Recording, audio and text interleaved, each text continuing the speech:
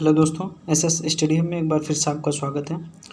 तो यह सेशन अन्य जन आंदोलन, इस सेशन में हम कवर करेंगे आधुनिक भारत का। ठीक है, तो यह वीडियो आप लोगों के लिए बहुत महत्वपूर्ण होगा और हर एग्ज़ाम के लिए, जितने भी एग्ज़ाम हैं, यूपीएससी हो गया, यूपीपीसीएस हो गया, बीपीएससी हो गया, स्टेट पीसीएस, कोई भी एग्ज़ाम हो, ठीक है, तो उन सभी एग्ज़ामों में, स्टेट पीसीएस हो गया या वनडे एग्ज़ाम हो गया, कोई भी एग्ज़ाम हो, हर जगह मतलब ये काम आएगा। ठीक है, तो आप लोग इसे ज़रूर देखिएगा और इसे लाइक सब्सक्राइब ज़रूर करिएगा, लाइक और सब्सक्राइब ज़रूर करिएगा। ठीक है, तो चलिए स्टार्ट करते हैं। पहला क्वेश्चन है 1857 के विद्रोह के ठीक 1857 के विद्रोह के ठीक बाद बंगाल में निम्नलिखित में से कौन सा विप्लव हुआ? तो कौन सा हुआ? नील उपद्रव हुआ। ठीक है, तो नील उपद्रव के बारे में जान लेते हैं।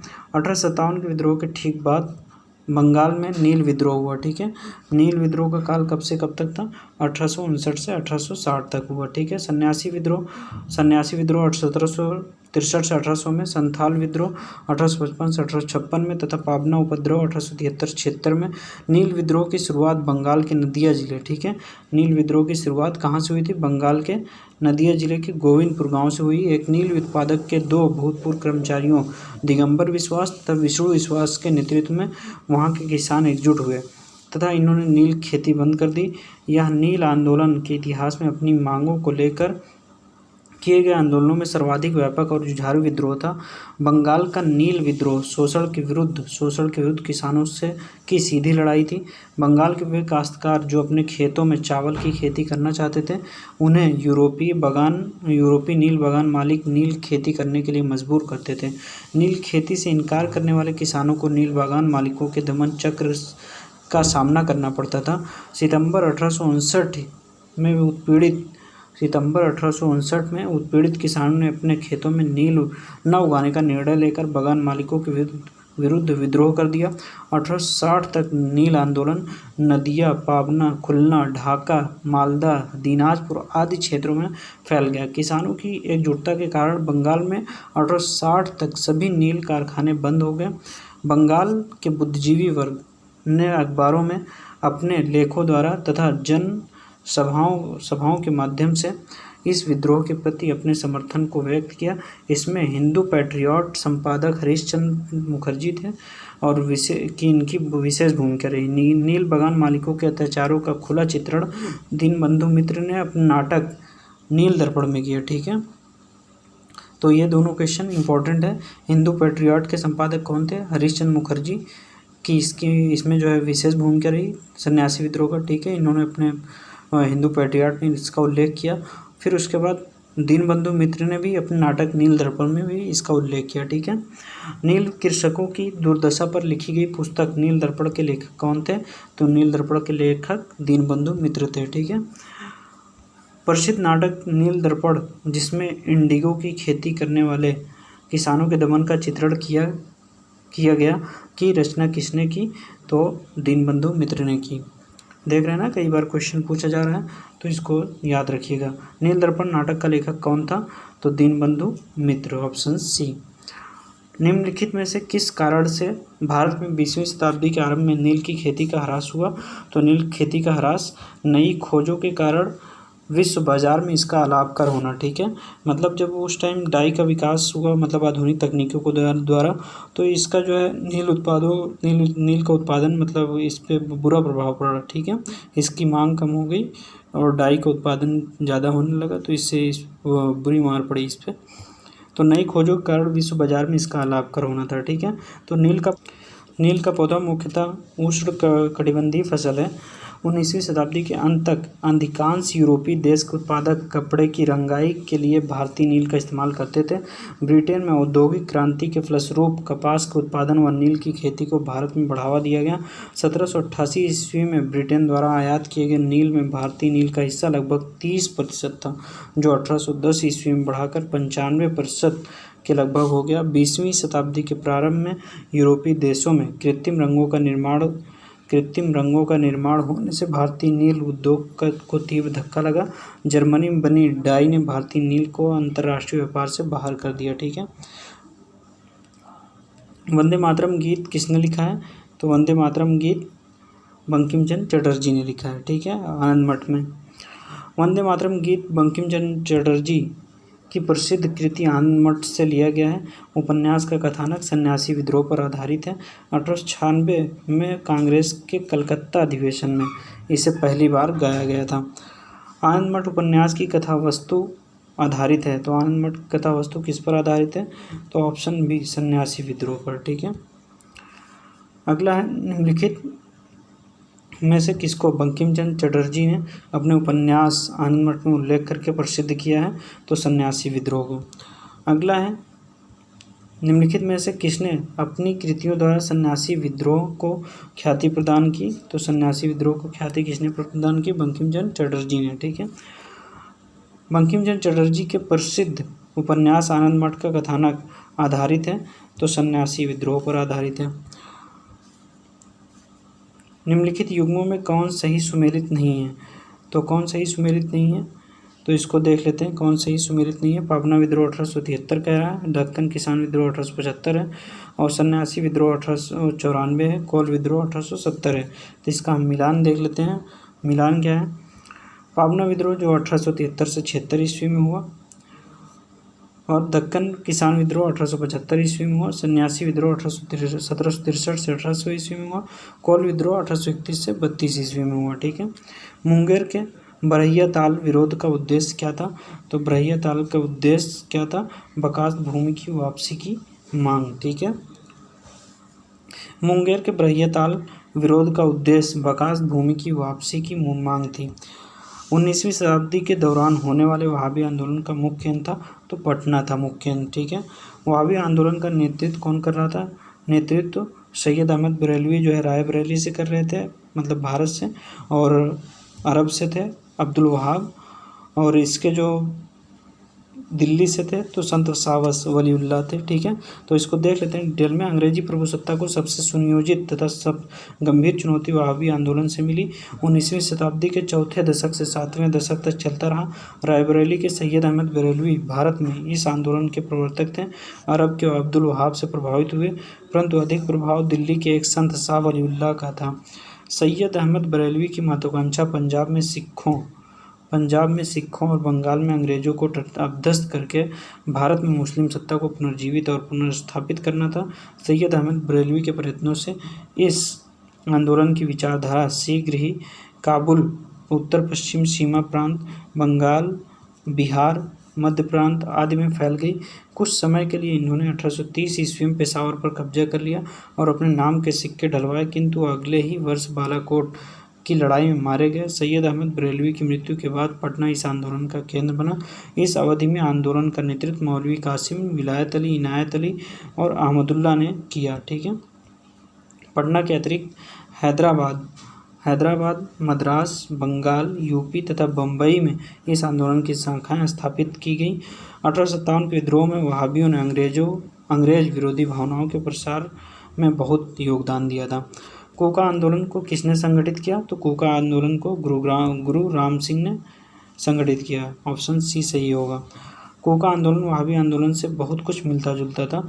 दोनों धार्मिक आंदोलन के रूप में आरंभ हुए, किंतु बाद में ये राजनीतिक आंदोलन के रूप में परिवर्तित हो गए, जिसका सामान्य उद्देश्य अंग्रेजों को देश से बाहर निकालना था। पश्चिमी पंजाब में कोका आंदोलन की शुरुआत 1840 ईस्वी में भगत जवाहरलाल द्वारा की गई, जिन्हें मुख्यतः सियान साहब के नाम से भी पुकारा जाता था।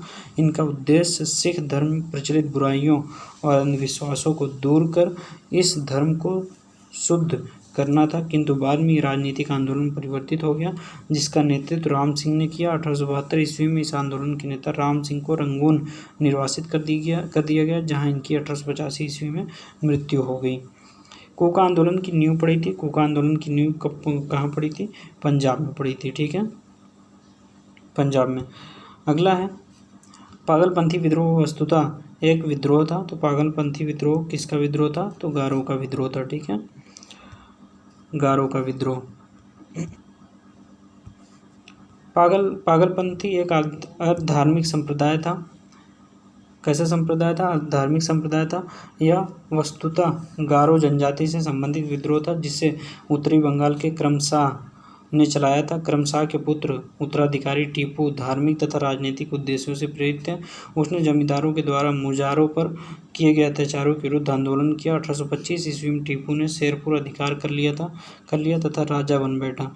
वह इतना शक्तिशाली हो गया कि स्वतंत्र सत्ता का प्रयोग करने लगा और प्रशासन को चलाने के लिए उसने एक न्यायाधीश, एक मजिस्ट्रेट और एक कलेक्टर नियुक्त किया। ठीक है। अगला क्वेश्चन है, पागल पंथ की स्थापना किसने की थी? तो पागल पंथ की स्थापना क्रमशाह ने की थी। ठीक है।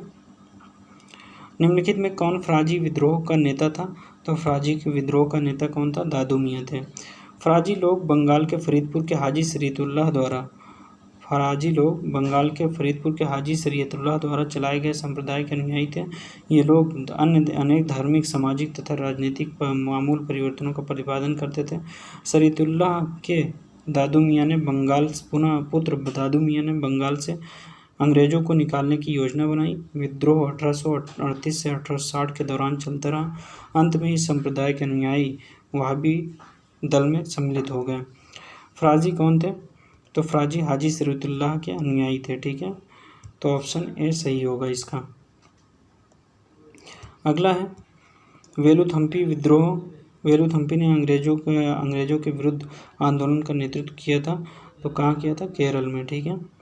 अगला है, 1805 में वेलेस्ली ने ट्रावनकोर केरल के महाराजा को सहायक संधि करने से पर विवश किया।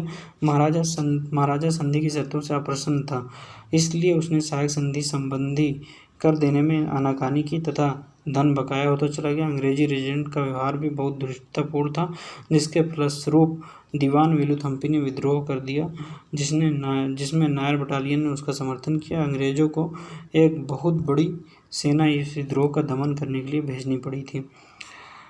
महाराष्ट्र में रामोसी कृषक जत्था किसने स्थापित किया था? तो वासुदेव बलवंत फड़के ने रामोसी कृषक जत्था स्थापित किया था। प्रारंभिक भारतीय क्रांतिकारियों में अग्रगण्य वासुदेव बलवंत फड़के 1854 से 1883 में बम्बई प्रेसिडेंसी के रामोसी जनजाति के लोगों को संगठित करके उन्हें प्रशिक्षित लड़ाकू बल में परिवर्तित किया और रामोसी कृषक जत्था की स्थापना की तथा फड़के को गिरफ्तार करके काला पानी की सजा दी गई। 1883 ईस्वी में आमरण अनशन से इनकी मृत्यु हो गई। रामोसी विद्रोह सही रूप में किस भौगोलिक इलाके में हुआ था? तो रामोसी विद्रोह सही रूप में किस भौगोलिक इलाके में हुआ था? पश्चिमी घाट में हुआ था। पश्चिमी घाट में रहने वाले रामोसी जाति के लोगों ने 1822 ईस्वी में अपने नेता सरदार चित्तर सिंह के नेतृत्व में रामोसी विद्रोह किया। रामोसियों ने सतारा के आसपास के क्षेत्रों को लूटा और किलों पर भी आक्रमण कर दिया। 1825-26 ईस्वी में भयंकर अकाल और अन्नभाव के कारण इन्होंने उमाजी के नेतृत्व में पुनः विद्रोह किया। निम्नलिखित में से कौन सा स्थान गडकरी विद्रोह का केंद्र था? तो गडकरी विद्रोह का केंद्र कौन था? कोल्हापुर था। गडकरी लोग मराठों के किलों में काम करने वाले उनके वंशानुगत कर्मचारी थे। उन्होंने मनमानी ढंग से भू राजस्व की वसूली, मराठा सेना से उन्हें सेवा मुक्त किए जाने और उनकी जमीनों पर को मालदारों की देखरेख के अधीन कर दिए जाने के विरुद्ध 1840 ईस्वी में कोल्हापुर में विद्रोह कर दिया। इस विद्रोह को दबाने के लिए सरकार को काफ़ी संघर्ष करना पड़ा।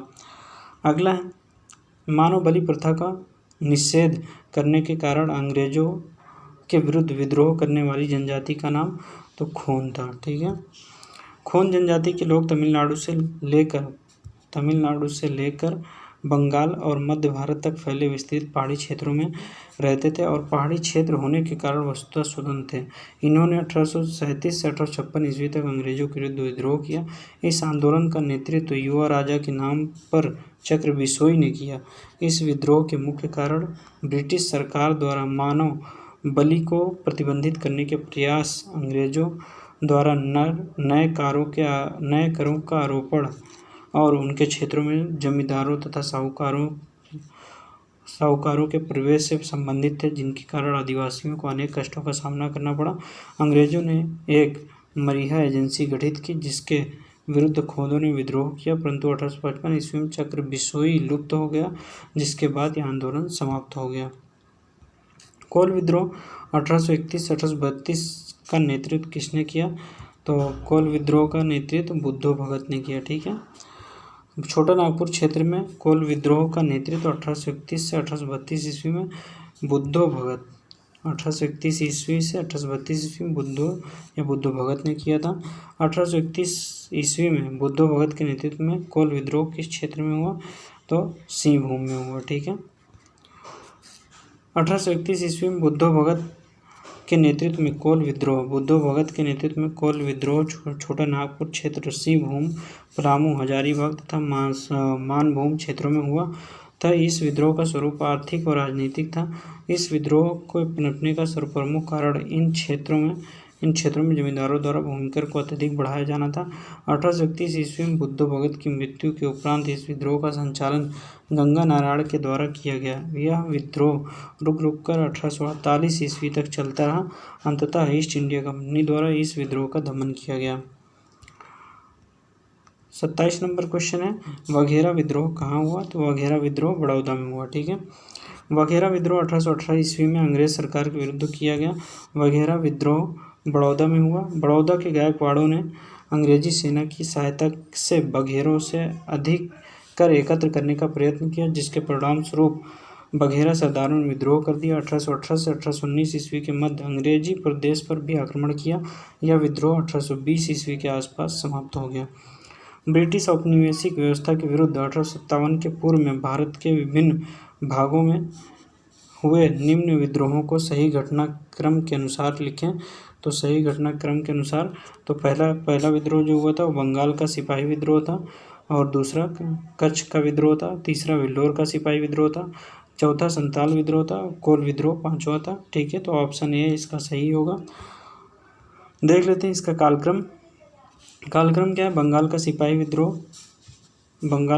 विद्रोह जो है 1764 ईस्वी में हेक्टर मुंडो की एक बटालियन बक्सर की रणभूमि से मीर कासिम से जा मिली थी। वेल्लोर का सिपाही विद्रोह 1806 ईस्वी में हुआ था। कच्छ का विद्रोह 1819 से 1831 ईस्वी में हुआ था। कोल विद्रोह 1831 से 1832 ईस्वी में हुआ था। संथाल विद्रोह 1855 से 56 ईस्वी में हुआ था। वेल्लोर का विद्रोह किस गवर्नर जनरल के समय हुआ था? तो वेल्लोर का विद्रोह सर जॉर्ज बार्लो के समय हुआ था। 1806 ईस्वी में सैनिकों ने अपने सामाजिक तथा धार्मिक रीति रिवाजों में हस्तक्षेप करने के कारण वेल्लोर में विद्रोह कर दिया तथा मैसूर के राजा का झंडा फहरा दिया। वेल्लोर का विद्रोह governor general sir George Barlow के समय हुआ था। Governor general sir George Barlow का कार्यकाल 1805 से 1807 ईस्वी तक था। छोटा नागपुर जनजाति विद्रोह कब हुआ था? तो छोटा नागपुर जनजाति विद्रोह कब हुआ था? तो छोटा नागपुर में कई विद्रोह हुए थे, कोई एक विद्रोह नहीं हुआ था, इसलिए इसका ऑप्शन जो है नहीं दिया गया है। तो देख लेते हैं कि कौन कौन सा छोटा नागपुर जनजाति विद्रोह हुआ छोटा नागपुर में। ठीक है। तो छोटा नागपुर जनजाति विद्रोह के नाम से कोई विद्रोह नहीं हुआ, फिर भी इस क्षेत्र में हुए विद्रोहों की एक लंबी श्रृंखला है जिन्हें अलग अलग नामों से जाना जाता है। चेरो विद्रोह 1800 में हुआ था। कोल विद्रोह 1831 से 1832 में हुआ था। संथाल विद्रोह 1855 से 56 में हुआ था। मुंडा विद्रोह 1899 से 19 ईस्वी में हुआ।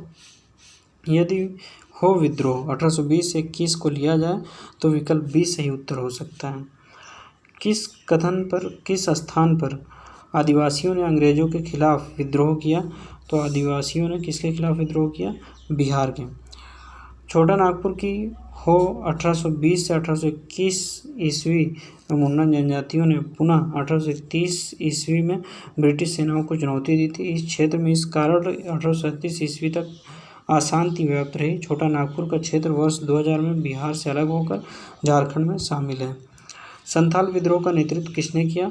तो संथाल विद्रोह का नेतृत्व सिद्धू कानू और भैरव चांद दोनों ने किया। तो ये चारों भाई थे। ठीक है। तो ये इसीलिए ऑप्शन सी सही होगा, ए और बी दोनों। ठीक है।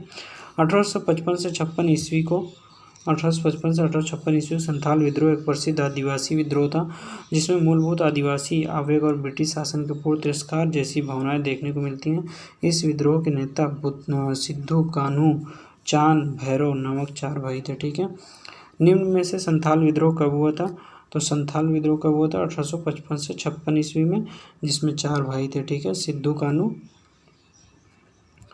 अगला है संथाल विद्रोह का नेतृत्व किसने किया था? संथाल विद्रोह का नेतृत्व सिद्धू कान्हू ने किया था। ठीक है। अगला है 1855 ईस्वी में संथालों ने किस अंग्रेज कमांडर को हराया? तो किस अंग्रेज कमांडर को हराया? मेजर बरो को। तो 1855 ईस्वी में संथालों ने भागलपुर क्षेत्र के भागनीडीह तालुके में विद्रोह कर दिया था। इन्होंने एक साथ पुलिस और द्विकियों पर आक्रमण किए थे, जिसका नेतृत्व सिद्धू कान्हू, चांद और भैरव नामक 4 भाइयों ने किया था। संथाल विद्रोह को दबाने के लिए मेजर बरो के नेतृत्व में एक सेना भेजी गई, जिसे संथालों ने हरा दिया था। अंततः भागलपुर के कमिश्नर ब्राउन और मेजर जनरल लॉयड ने क्रूरतापूर्वक संथाल विद्रोह का दमन किया। ठीक है, अगर यह सेशन आप लोगों को पसंद आए तो इसे लाइक, शेयर, सब्सक्राइब और कमेंट सेक्शन में कमेंट ज़रूर करें। यदि इसमें कोई कमियां होती है तो इसको हम ज़रूर सुधार करेंगे। ठीक है।